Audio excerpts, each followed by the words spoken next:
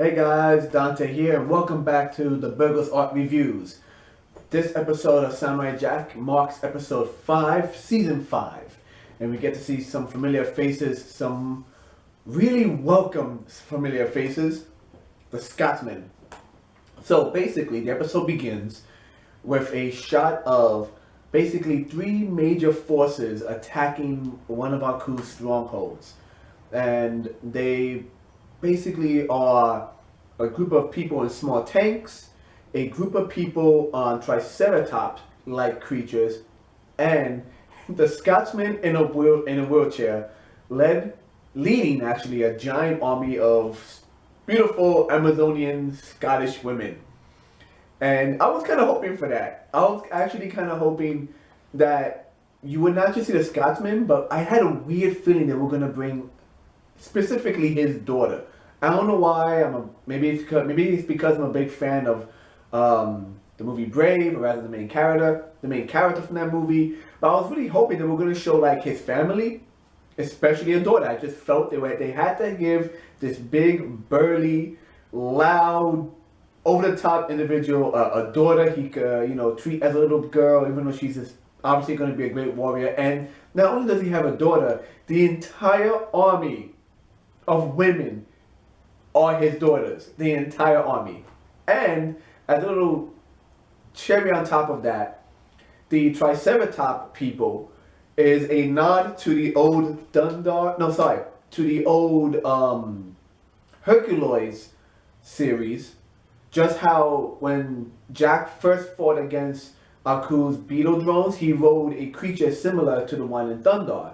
In the first several episodes of Samurai Jack, he rode this giant horse-like creature with a fin in its head, which was the horse ridden by Ukla, the big cat ape thing. And in this one, the Triceratop people, they're riding Triceratops that have several like legs, like a caterpillar, and shoot rockets from their noses, which is right from the Herculoid. So it all comes round giant circle. Anyway, with that being said, I'm super excited because it's hitting all the notes I love. It hits the notes of old Hanna-Barbera. I mentally called out the fact that he was going to bring in his daughters, the Scotsman daughters. I just didn't say it, but there they are, so I'm so happy. And they roll up on Aku after searching for him for a very long time. Even the Scotsman says, we finally found him, because Aku has been hiding this whole time. And Aku's like, well, maybe if I fight these guys, I'll break out of my malaise. He says it just like that. And it's like, it shows how powerful he still is even after all this time. It shows that without even trying, he could wipe out anyone. Aku rockets himself out of his little castle and becomes a cannonball, a flaming cannonball that is the entire diameter of one of the armies. If not both armies, it's the Triceratops and the tanks. He literally rolls over them and wipes them all out instantly. In which the Scotsman goes, "It's a bad idea." Tells his daughters to back off while he distracts Aku. And he calls out Aku and tells him, you're hiding. You're scared. You are terrified of the samurai. You could do all you want, but you're always a big baby. And he goes on this rant that's just reminiscent of this character. Like, if they brought back the character in force. He just insults him constantly. Just like he insulted Jack with like that 1 minute or 2 minute long insult from their first episode where they meet. And he just goes, you're a baby who's hiding in his little tower, and you're afraid of the samurai. And this goes and goes and goes and goes. And Aku kills him. Aku kills him! Freaking blows him up and shatters the magical sword. The sword that Samurai Jack's own sword couldn't break. He shatters the Celtic magic sword. And leave him behind a skeleton. And once again, this weird mix of comedy and seriousness. You're not too sure how to feel, especially since the skeleton instantly turns to dust. And his daughters are just mourning over his loss. Especially the head daughter who wears like this freaking corset. And she picks up his sword and says, we shall avenge you, father. But the Scotsman's such a freaking belligerent badass. You can't put him down even in death. and he rises as a ghost, straight up Obi-Wan Kenobi style. Young. Like, not even the way he is in this episode. He's at his prime. And the daughters are like, how you do it? And it goes, Celtic magic! Celtic magic. I want that to be a meme. Right up there with Batman. How did you do it? Celtic magic. How did you stop evil? Celtic magic. But yeah, and he says, now I'm here in my prime. We're going to regroup.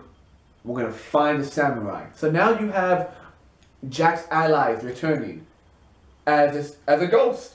And Jack, well, he's going to have an army now, pretty much. He's going to have an army. This is all, it's all great setup. And once again, fitting right back into that feel of the old series. You can take this episode and stick it with the original series, and it would still fly with the censorship, because the comical aspect of how the Scotsman dies and comes back isn't too gory. It fits with the old feel, but in the new scenario, with Aku just, you know, kind of flowing through life without no direction. And speaking of direction, after that segment, we then cut back over to Ashi, and Ashi begins to have a kind of Samurai Jack moment where she's either talking to herself or her mother actually is mentally connected to her. You don't know. And the mother says, you know, you've betrayed us. And Ashi says, no, I just want the truth. Ashi is questioning her existence, questioning whether or not everything she's told is a lie. And that's all she wants. She wants the truth. She's willing to do what she needs to do. She's willing to kill a samurai, but only if what she's been told during her life is true. So you get this nice little segment where, kind of similar to How to Train Your Dragon, freaking Jack tames a giant serpent creature, takes Ashi on a ride, and they travel through the ocean and they do flips in the air. It's this beautiful, like, this is scene of Ashi experiencing life outside. And Jack shows her all of the things that Aku has done. He has to prove to her the world is being destroyed. You get a little quick montage. You get a montage of a landscape, which is, as always, beautifully painted. Beautifully painted. You're talking dark, desolate blacks and blues surrounding this one pocket of a tree that's like a glowing cherry blossom. Beautiful scenery. He shows her that Aku destroys everything except for the one tree to show his strength. How Aku welcomes evildoers. This big burly man with a mace who's evil. He says, I've been shunned from my people, for I am too evil. And the guy says, well, Aku welcomes you. And here's a home. And the home is obviously home to a very loving family. And the old man and the bounty hunter criminal guy is like, it's occupied. But that's okay. He does a really evil smile. And Ashi sees that. Ashi sees it because she connects with children. And that's what we're going back to. Ashi sees children in the video that live in this one area. And one of Aku's placement managers, if you want to call him, tells this criminal, oh, you're going to live there. And Ashi feels that this criminal is going to hurt these people. But you don't go back to it. You can't stop it. She just sees it, and they go to the next scene. And the next scene, and the next scene. This is Jack showing you everything Aku does. And finally, they shows him a desolate city with these blue furry people. They have kind of like Wolverine, Logan hair, little spikes on top. They're all covered in blue hair. And everyone's dead. And Ashi says, well, what do you do? And Jack says nothing. Not that he doesn't say nothing. He says nothing, as in, there is no hope. You cannot beat Aku. And it's the first time he has said it in the 5 episodes. He's talked about the loss of the sword. He's talked about how he's lost his way. But here, Jack openly says out loud, you cannot beat Aku. And that is a big freaking moment, because it shows that, as I mentioned earlier in the past review, Jack is back on track, saving the innocent. He saves Ashi because she is innocent. She's unaware of the world around her. But he doesn't think he could beat Aku. He's lost his way in that respect. But there is a survivor, and the survivor tells Jack, "You have to go find our children."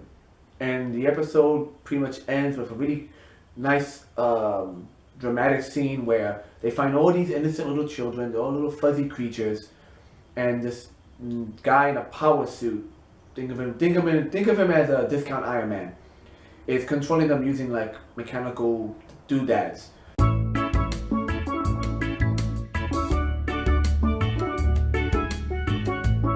Oops, sorry about that, guys. Had to change out the battery. So where did I leave off? Discount Iron Man. So Discount Iron Man is controlling the children, the hairy children, the blue children, turning them into monsters. And the animation for this whole sequence, in which Jack splits off from Ashi, alluring the monsters to him, the children, and where Ashi is sent off to find where the signal's coming from, the signal that's controlling them, the animation becomes really fluid. Meaning, like, the anatomy is great. Like, Jack grabs Ashi and just tosses her straight up like she's nothing, like she's a rag doll. She goes straight up and she lands and starts running through this factory, while the children are running like apes on all fours, but they're leaping and their bodies are curving, and it's just this back and forth flowing of the characters, like almost like when you see certain zombie films lately, when there's like World War Z, where there's so many people, they're running over each other that they're becoming a wave of people, like a human typhoon. That's kind of what happens in this scene. It's just Jack fighting these creatures and trying to run from them, and they're biting him. Meanwhile, Ashi runs into Discount Iron Man, and he grabs her by her limbs, and for a split second, at least for me, you get this fear that he's going to snap her in like a twig, because she's drawn like a twig. Ashi's drawn like a twig. She's skinny. She got curves, but she's skinny. So you have this weird moment where you're afraid he's just gonna pop her like her freaking shoulders out or something. And he comes out and he says, "What do we have here? A samurai sympathizer." And he's this really creepy individual. He's supposed to be creepy, even though he's suit of armor completely. It's what he says. He squeezes her by the cheeks and pushes her lips out. And if this was a Japanese anime, it would be a lot more detailed, but you don't need it. This is what he says to her. He says, "Aren't you a pretty one? Aren't you young and pretty?" And he's like, You can tell beneath the armor, he's like licking his lips. Not right. It's not right. And he just starts executing her. Like he starts just shocking the crap out of her for fun. Just boom, boom, buzzing her. And over his shoulder on a video screen, you see Jack fighting the little creatures, the children, but trying not to hurt them. And he's shocking, he's electrocuting. And then he goes and charges himself up. He pulls a plug out of his ass and charges himself and says, "I'll be right back, Ashi. I just need to fill up my batteries." He fills it up, goes back to Ashi to electrocute her, and then looks at the screen and says, even after all this, Jack still won't hurt an innocent kid. Kids are easy. You could trick kids. You can make them do whatever you want, because they're stupid. And that is what hit Ashi. Ashi realizes that evil people trick children into doing their deeds. Good people show them the truth. That is when it hits.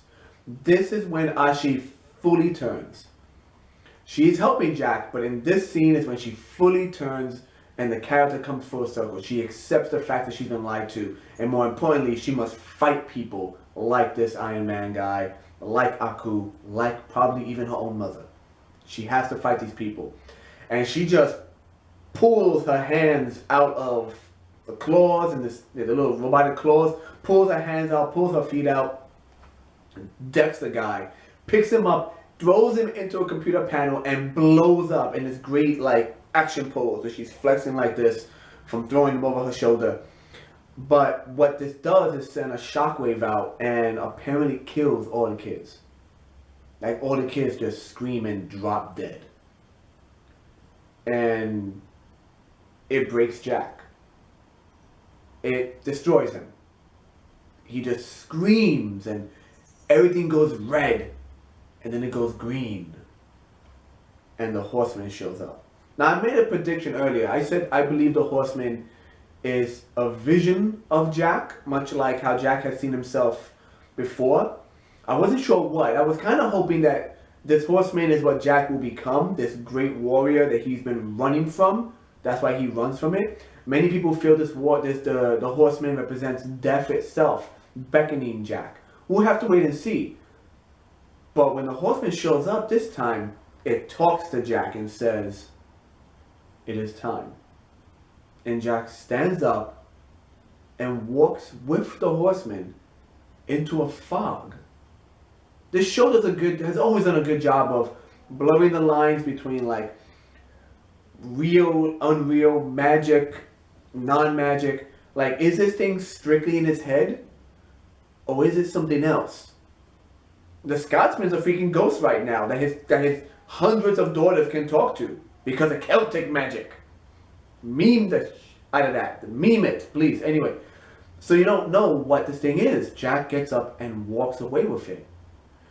Ashi comes in and sees all the children and picks one up, and a child wakens. The children waken and they're kind of crying and they're looking for their parents. And it's a triumphant moment for Ashi. For Ashi, it's the first amazing, pure thing she's ever done, and she just sounds so excited. Tara Strong, once again, great voice actress. She's happy. She's like, we did it. We saved everyone. Hey, Samurai, and he's not there.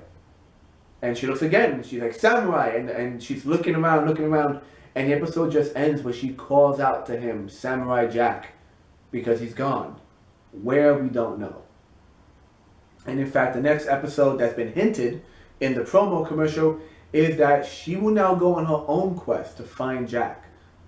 So we gotta see where that goes, because now we have Ashi looking for Jack. We have the Scotsman planning a new strategy because the Scotsman rolled up with three armies. Granted, amazing armies, but he just thought he could roll up and take out Aku, and you can't do that. You need a plan. And let's face it, Jack was known for being the plan guy. He always had a plan. So now it's the hunt. Where's Waldorf, Samurai Jack? We'll see what happens in that episode coming up. But yeah, that's the quick synopsis. In previous episodes, I usually just go into my opinion, but you already know my opinion, so I figure I'd give you more of a description of it just for the heck of it, and rather give you my feelings during the description. Once again, animation is beautiful, coloring is beautiful. The pacing here is nice too. You don't have as much quiet moments. And it starts with a battle, it ends with a battle, and in the middle, Samurai Jack's talking to Ashi, and they're kind of connecting. You do get a nice curve of character for Ashi, which is still going to keep going. Most definitely going to keep going. Because now she has a mission. She's become good, but now she has a mission. And like I said, now we know Jack has kind of lost hope. I was hoping he would slowly climb out of the ditch. But now he just admits that he's never really climbed out of it. He's accepted the idea that Aku has won. And at the end of this episode, well, he's accepted the fact that there is no hope. That he fails even the people he tries to help. I think that's the big difference. In the past, even in this season, whenever he goes to help people, he usually gets there in time to save them. With the exception of Scaramouche, the robot, but even then, Jack knew that he was already several days late to save anyone there. But he did save the mother and daughter from the first episode. He saved Archie. But at this point, he couldn't save him, and it just breaks him. An entire generation of little blue fuzzy children in his eyes died because he couldn't save them. So now we have to watch Ashi save Jack. In more ways than one. But yeah, great episode. They're still doing great. Episode 5 of what I hear is 10 episodes. So here's hoping that it keeps living up to the hype, and we'll see how it all ends. Quick note, I'm right now editing an episode regarding Samurai Jack. I mentioned it last week, but due to computer issues, I wasn't able to get it up. It is entitled Jack Has Already Lost. So keep an eye out for that. It'll be up shortly after this video. To all of you who celebrated, happy Easter. Technically, as of right now, it is Easter Sunday, so happy Easter to everyone. And that'll be it for tonight. Once again, guys, I am Dante. Like, favorite, share, subscribe, and all that good stuff. And I'll see you in the future. Later.